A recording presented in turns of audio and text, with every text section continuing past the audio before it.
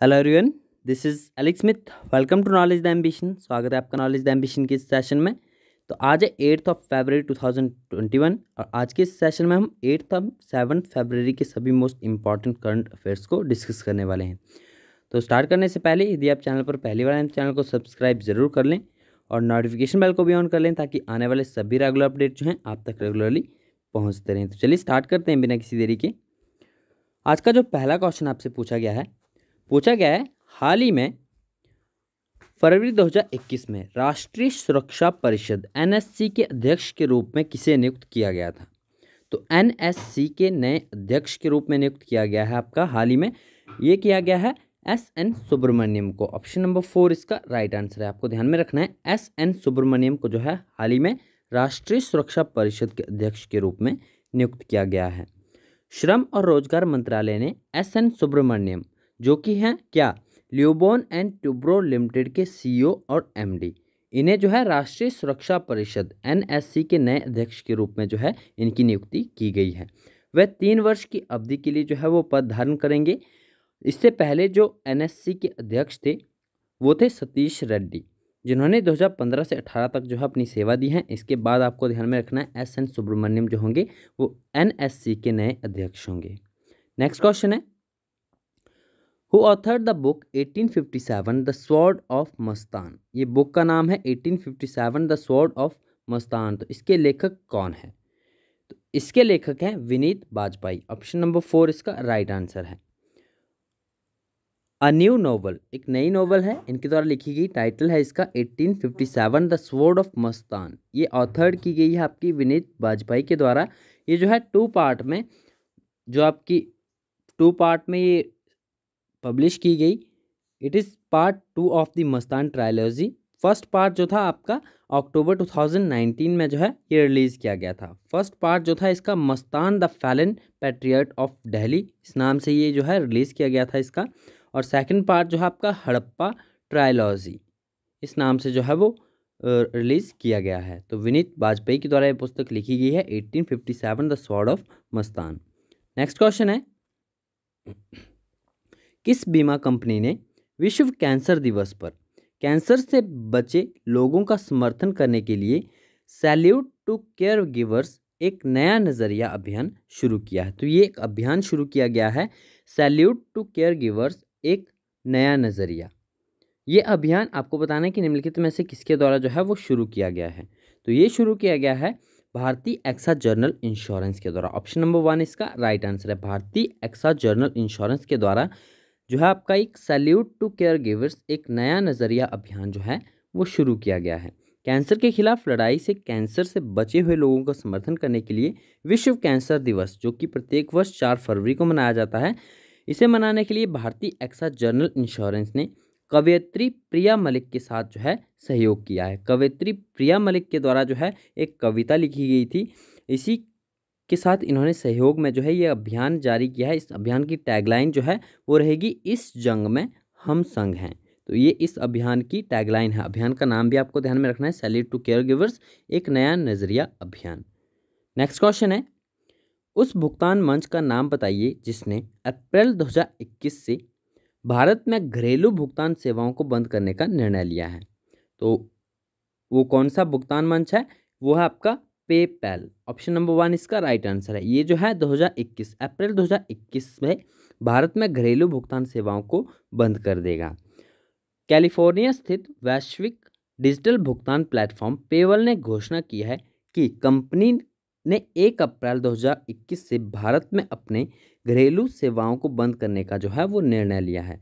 तो पेपैल जो है ये प्लेटफॉर्म है, डिजिटल भुगतान प्लेटफॉर्म है और कैलिफोर्निया बेस्ड है। और ये जो है आपका 1 अप्रैल 2021 से भारत में अपनी जो आपकी डोमेस्टिक भुगतान सेवाएं हैं इन्हें बंद कर देगा। नेक्स्ट क्वेश्चन है, एयरो इंडिया 2021 के दौरान कितने एमओयू पर हस्ताक्षर किए गए? तो एयरो इंडिया 2021 ये आयोजित किया गया। आपको बताना है कि इसके दौरान जो है कितने मेमोरेंडम ऑफ अंडरस्टैंडिंग पर जो है वो हस्ताक्षर किए गए। तो कुल जो है आपके 201 एमओयूज पर साइन किए गए एयरो इंडिया 2021 के चलते। नेक्स्ट क्वेश्चन है आपका, when is the international day of zero tolerance for female genital mutilation observed. तो आपका जो international day for zero tolerance for female genital mutilation किस दिन ऑब्जर्व किया गया, आपको बताना है। आपके ऑप्शन यहाँ पर सामने, इसका राइट आंसर है ऑप्शन नंबर बी 6 फरवरी। 6 फरवरी को जो है international day of zero tolerance for female genital mutilation observe किया गया है। और इसकी थीम मोस्ट इंपॉर्टेंट है, ये डे भी मोस्ट इंपॉर्टेंट है, आपको ध्यान में रखना है। 6 फरवरी को जो है ये आपका FGM यानी फीमेल जेनिटल म्यूटिलेशन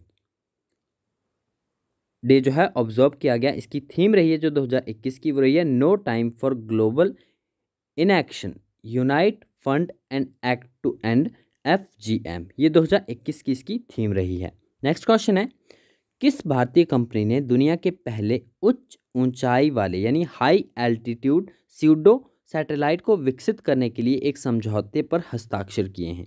उस भारतीय कंपनी का नाम आपको बताना है जिसने कि हाई एल्टीट्यूड स्यूडो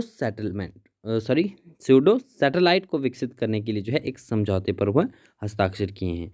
तो ये किए हैं option HAL, Hindustan aeronautics limited. Option C इसका राइट आंसर है, हिंदुस्तान एरोनॉटिक्स लिमिटेड ने जो है वो एक हाई एल्टीट्यूड स्यूडो सैटेलाइट को विकसित करने के लिए समझौते पर हस्ताक्षर किए हैं। और ये जो है आपका हिंदुस्तान एरोनॉटिक्स लिमिटेड एक स्टार्टअप कंपनी के साथ एक फ्यूचरिस्टिक हाई एल्टीट्यूड स्यूडो उपग्रह विकसित कर रहा है, जिससे देश की सैन्य स्ट्राइक क्षमताएं जो हैं वो मजबूत हो सकेंगी। तो ये आपको ध्यान में रखना है, ये HAL के द्वारा किया गया है। नेक्स्ट क्वेश्चन है, किस देश ने दुनिया के पहले ऊर्जा द्वीप के निर्माण के लिए एक परियोजना को मंजूरी दी है? तो आपका जो एनर्जी आइलैंड है, ये किस देश ने जो है एक परियोजना के लिए जो है वो मंजूरी दी है? तो ये मंजूरी दी है ऑप्शन नंबर 20 का राइट आंसर है डेनमार्क। डेनमार्क द्वारा जो है ये मंजूरी दी गई है। डेनमार्क सरकार ने उत्तरी सागर में दुनिया के पहले ऊर्जा द्वीप के निर्माण के लिए एक परियोजना को मंजूरी दी है। और ये आपको इसलिए इम्पॉर्टेंट है क्योंकि ये दुनिया का पहला ऊर्जा द्वीप होगा अगर इसका निर्माण होता है कंप्लीट तो। और ये जो है बिजली की ज़रूरतों को पूरा करने के लिए पर्याप्त हरी ऊर्जा यानी ग्रीन एनर्जी का उत्पादन और भंडारण करेगी। तो ये आपको ध्यान में रखना है, डेनमार्क द्वारा जो है इसके लिए मंजूरी दी गई है।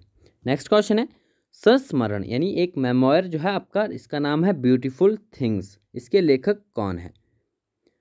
तो इसका राइट आंसर आपका ऑप्शन नंबर सी यानी हंटर, जो आपके हंटर बिडेन है, ये जॉय बिडेन के बेटे हैं। तो इन्हीं के द्वारा अपना एक मेमोयर जो है वो प्रकाशित किया गया जिसका नाम है ब्यूटीफुल थिंग्स। तो ऑप्शन सी इसका राइट आंसर है। संयुक्त राज्य अमेरिका के राष्ट्रपति जॉय बिडेन के बेटे हंटर बिडेन, इनके द्वारा एक अपना संस्मरण प्रकाशित किया गया ब्यूटीफुल थिंग्स नाम से, जो नशे और मादक द्रव्यों के सेवन के साथ उनके संघर्षों के बारे में बताता है। तो ये आपको ध्यान में रखना है, ये आपका हंटर बिडेन का मेमोयर है, संस्मरण है ब्यूटीफुल थिंग्स। नेक्स्ट क्वेश्चन है, थीम पूछी गई है of conclave of defence ministers of Indian ocean region. जो आपका कनक्लेव रहा है of the defence minister of Indian ocean region, इसकी थीम क्या रही है 2021 की? तो ये थीम रही है enhanced peace security and cooperation in the Indian ocean. Option B इसका राइट आंसर है। मोस्ट इंपॉर्टेंट इसे भी नोट कीजिएगा क्योंकि आपका जो कॉन्क्लेव रहा है आपका of the defence minister of Indian ocean region 2021, ये इंपॉर्टेंट है। तो इसकी थीम भी आपके लिए इंपॉर्टेंट हो सकती है, आपके एग्जाम में ये पूछी जा सकती है theme, enhanced peace security and cooperation in the Indian ocean. इसकी जो है 2021 की थीम रही है। तो ये थे हमारे आज के कुछ इंपॉर्टेंट क्वेश्चंस, आई होप आपके लिए बेनिफिशियल होंगे। यदि आपको वीडियो पसंद आता है तो वीडियो को लाइक जरूर कीजिएगा, अपने फ्रेंड्स के साथ शेयर जरूर कीजिएगा। चैनल पर पहली बार चैनल को सब्सक्राइब भी जरूर कर लें और नोटिफिकेशन बेल को भी ऑन कर लें ताकि आने वाले सभी रेगुलर अपडेट जो हैं आप तक रेगुलरली पहुंचते रहें। और यदि आप करंट अफेयर की सेशन में कोई भी इंप्रूवमेंट चाहते हो तो आप कमेंट बॉक्स में मुझे बता सकते हो। तो मिलते हैं नेक्स्ट वीडियो में। Thanks for watching and best of luck for your bright future.